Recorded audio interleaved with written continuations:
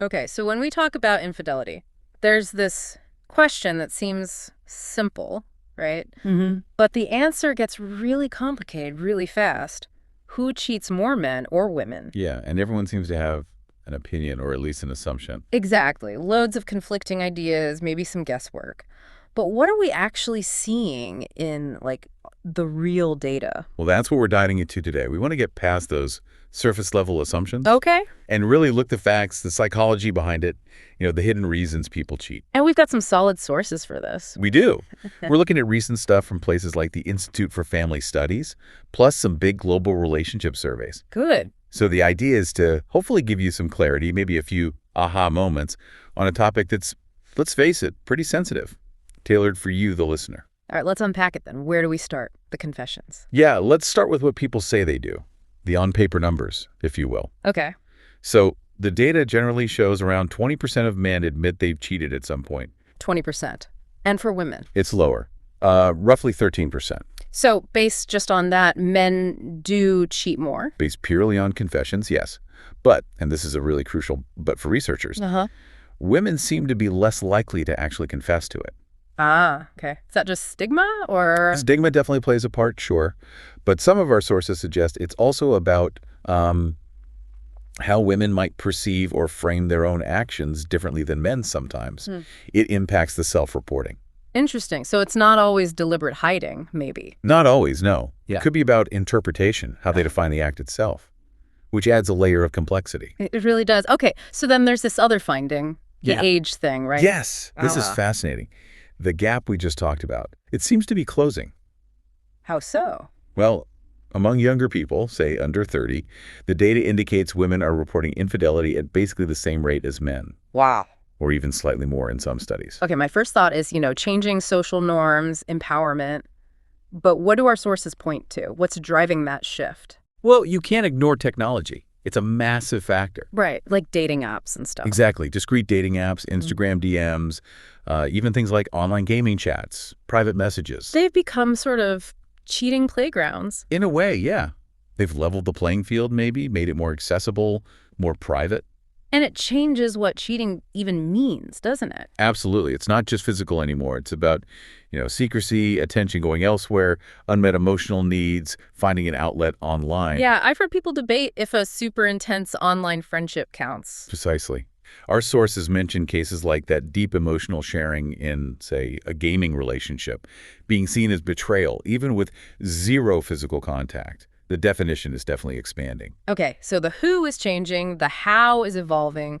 Let's get into the why. Why do men cheat based on the research? Generally speaking, the data suggests for men, it's often less about a deep lack of love and maybe more about opportunity or physical drivers. Physical satisfaction. Yeah, seeking physical gratification, especially if they feel perhaps sexually unfulfilled in their main relationship. That comes up a lot. And what about ego? Does that play in? Oh, definitely. Ego-driven motives are common. Trying to prove masculinity, feel powerful, validate their attractiveness. Kind of ties into those societal pressures, maybe. It can, yeah. Mm. Mistaking sexual conquest for self-worth. Mm. And sometimes, honestly, it's just because they can. Really? Just the thrill. The thrill, the chase, the novelty, the validation. And it's important to add, this can happen even when they say they genuinely love their partner. It might point to issues with, like, discipline or emotional maturity. That makes sense. The because I can angle is Yeah. interesting. Does that mean men never cheat for emotional reasons? Is it always clear cut? Oh, no, it's not always completely separate. There can definitely be overlap. Humans are complex, right? Sure. But the tendency, the dominant pattern in the data, points towards physical and opportunity-based reasons for men, while for women. It leans more emotional. That's what our sources suggest too, right? More complex reasons rooted in emotional needs. Spot on. If a woman feels neglected, unheard, maybe unloved, she's statistically more likely to seek that missing connection elsewhere. So it's not always about the sex itself. Often, it's really not primarily about sex. It's about getting attention, feeling validated, feeling seen, especially if they felt emotionally invisible at home for a while. That's a powerful motivator. Are there other reasons for women too? Sure. Things like revenge cheating pop up, especially if their partner cheated first. Loneliness within the relationship is another one. or sometimes issues with low self-esteem. And who do they tend to cheat with? Is it different from men? There's an interesting distinction there, yeah. Women are often more likely to become involved with someone they already know. Like a coworker or an old friend. Exactly. Coworker, old flame. Hmm. Which kind of points back to that desire for some existing connection or emotional familiarity, perhaps. So different motivations often lead to different types of affairs then? That seems to be the pattern. Men tending more towards, let's say, quick, secret, sometimes emotionless physical encounters. Right.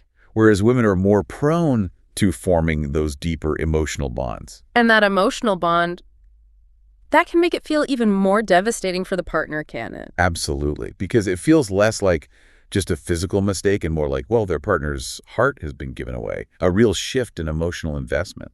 But here's the twist, or maybe not a twist, but a crucial point.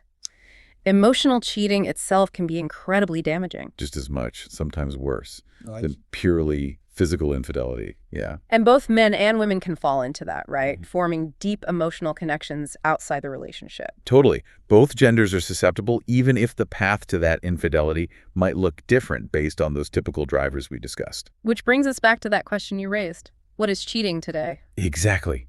The lines are so blurred now, aren't they? It's way beyond just physical acts. Secret texting, flirting online. Sharing private photos, forming really intense emotional bonds with someone online you've never even met in person. The definition is changing, and the rules people have in their relationships need to adapt, I guess. They do. And it forces us to look broader, too. Yeah. Sometimes, people cheat not just because of their partner or the relationship itself. What do you mean? Like personal stuff? Yeah, exactly. Our sources touched on this, things like a person's own fear of commitment, maybe feeling trapped, or even dealing with unresolved trauma from their past. So it's not always about the other person or the main relationship failing. Not solely, no. It highlights just how complex the psychology is.